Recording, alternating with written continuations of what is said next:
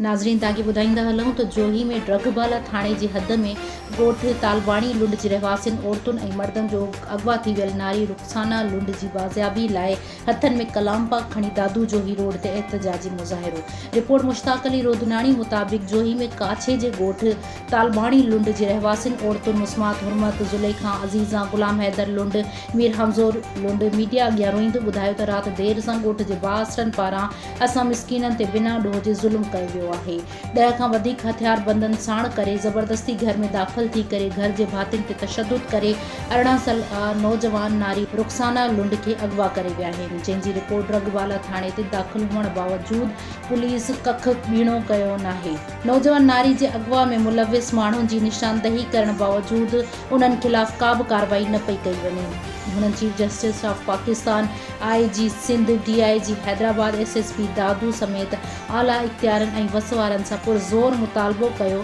त अगवा थियल नारी खे बाज़ियाब कराए मुलविस माण्हुनि खिलाफ़ कार्रवाई करे असां ग़रीबनि सां इंसाफ़ कयो वञे।